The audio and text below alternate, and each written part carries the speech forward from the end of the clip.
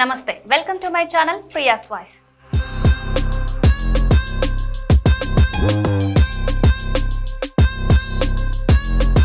తెలంగాణలో పనిచేస్తున్న senior IAS అధికారిని స్మితా సబర్వాల్ ప్రస్తుతం యువజన సర్వీస్లో టూరిజం అండ్ కల్చరల్ సెక్రటరీగా పనిచేస్తున్నారు.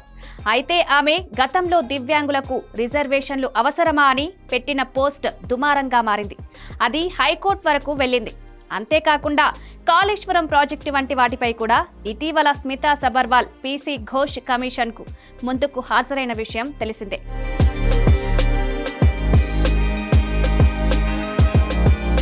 ఇక ఆమ్రపాలి కాటా తెలంగాణ నుంచి ఏపీకి బలవంతంగా వెళ్లినట్లు చెప్పుకోవచ్చు. ప్రస్తుతం ఈ అధికారిని సైతం టూరిజం శాఖలో కీలక బాధ్యతలు నిర్వహిస్తున్నారు. ఏపీకి వెళ్లకుండా ఉండేందుకు క్యాట్ వరకు వెళ్లారు. కానీ చివరకు ఏపీకి వెళ్లాల్సిందేనని డీఓపీటీ ఆదేశించింది. ఇక తెలంగాణ క్యాడర్కు చెందిన ఐఏఎస్ రోహిణి సింధూరి కూడా వివాదాల వల్ల వార్తల్లో నిలిచారు.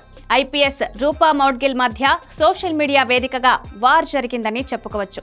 వీరిపై ప్రభుత్వం సైతం సీరియస్ అయ్యింది. దీంతో రోహిణిపై రూపా మౌడ్గిల్ పరువు నష్టం దావా సైతం వేశారు.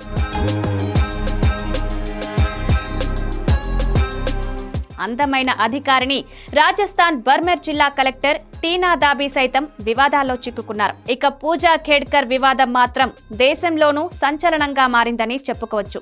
ఈమె ట్రైనీగా ఉండగానే అధికారులకు చుక్కలు చూపించారు. నకిలీ సర్టిఫికెట్లతో పలుమార్లు సివిల్స్ ఎగ్జామ్స్ రాసినట్లు గుర్తించారు. అధికార దుర్వినియోగానికి సైతం పాల్గొన్నట్లు తెలుస్తోంది. ఈమెను యూపీఎస్సీ డీబార్ చేసిన విషయం తెలిసిందే.